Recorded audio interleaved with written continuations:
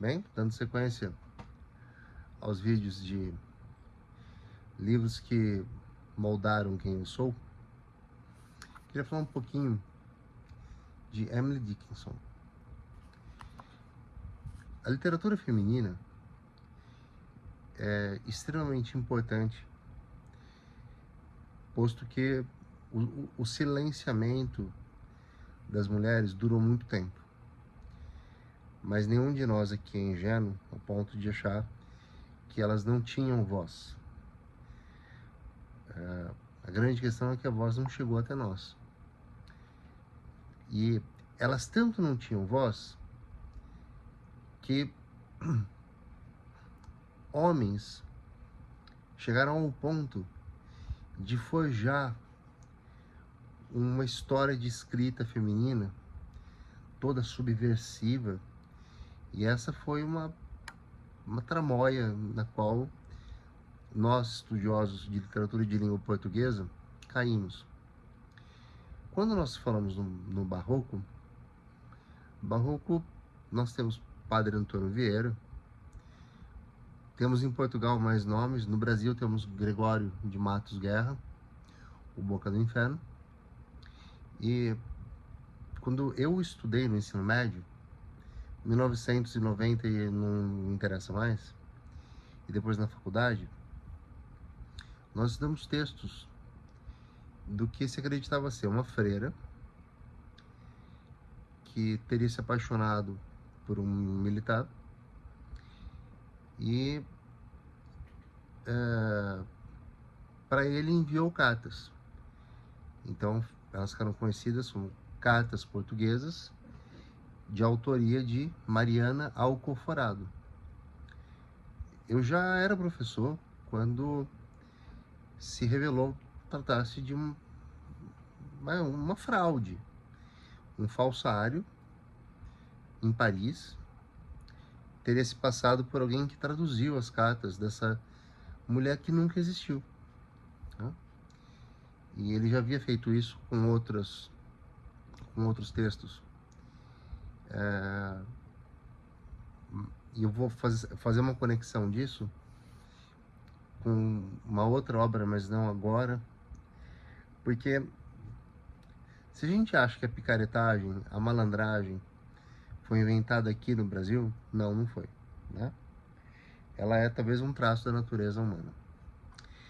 Emily Dickinson é algo realmente intenso. Há um poema dela que mora em mim, que mora porque me vem muito à mente, que é assim: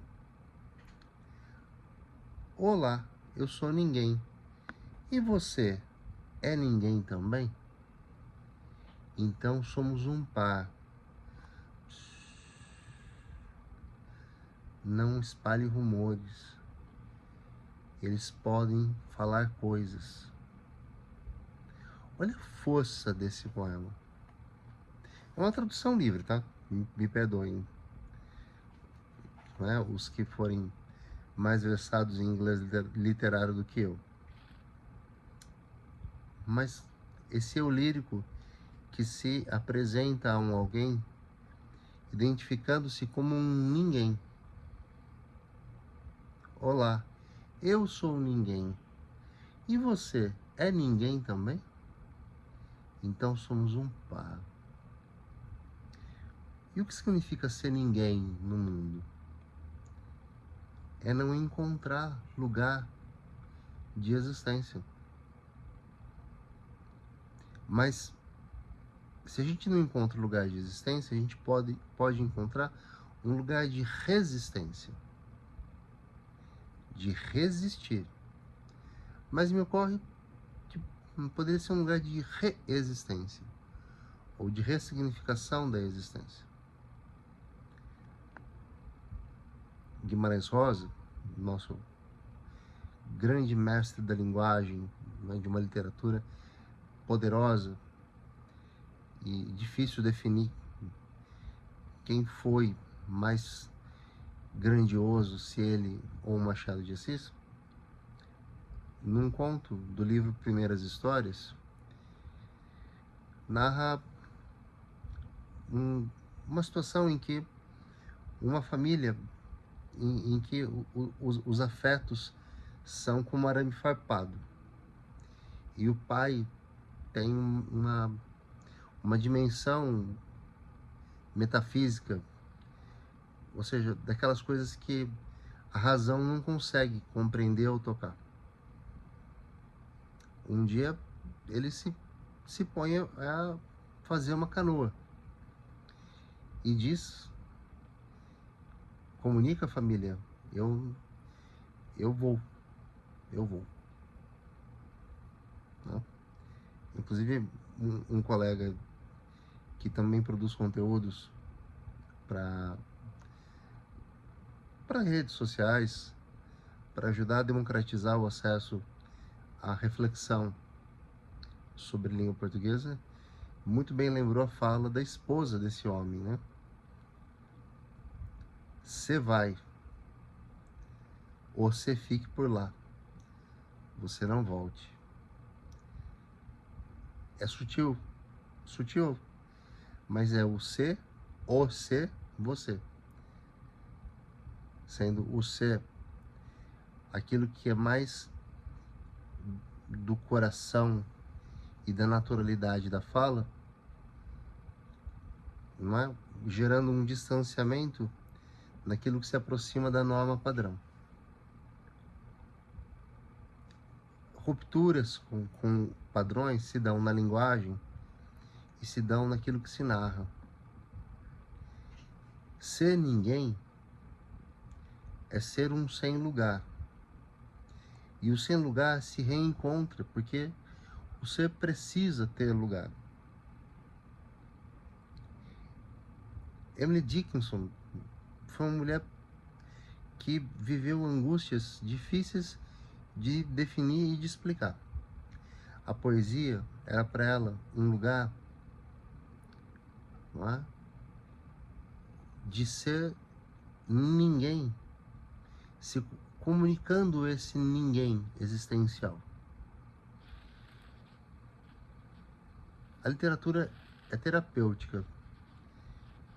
Não sei se vocês sabem disso.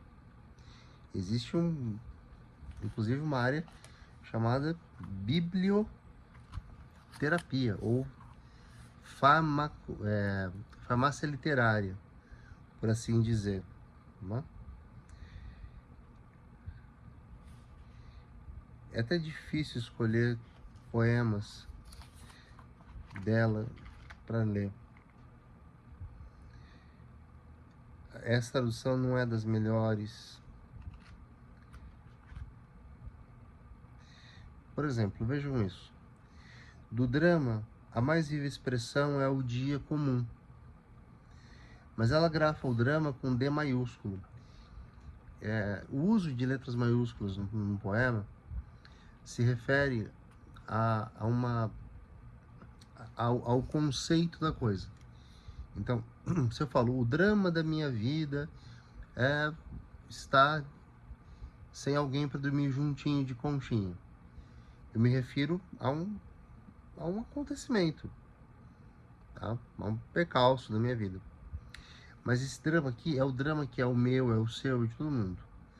O drama, a mais viva expressão, é o dia comum, que nasce e morre à nossa vista.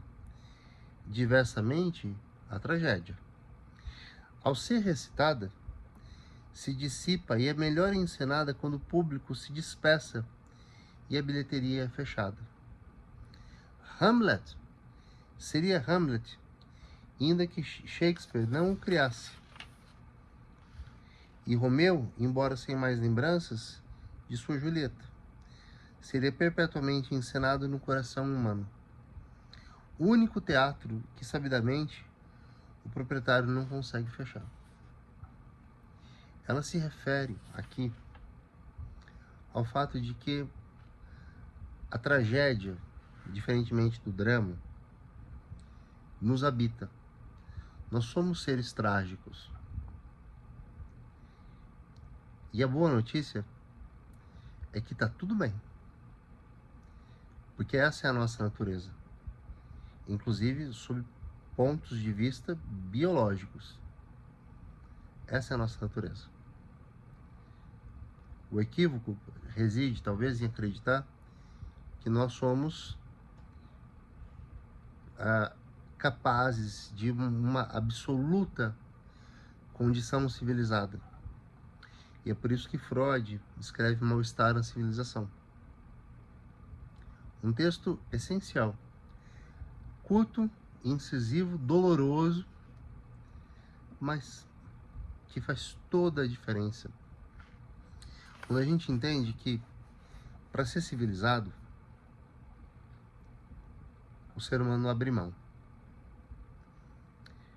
O problema não é o abrir mão, é o do que abrir mão. Tá? Desejo, instinto, natureza própria, ao ponto de alguém não saber quem é. Emily Dickinson tem esse poder. Olá, eu sou ninguém. E você? É ninguém também? Então somos um par. Nós somos ninguéms. Porque ser alguém é ser algo estático, e nós não somos estáticos, somos dinâmicos. Nós não somos, nós constantemente estamos. Nem todos os idiomas têm dois verbos para condição existencial, que é ser mais estático e estar o transitório.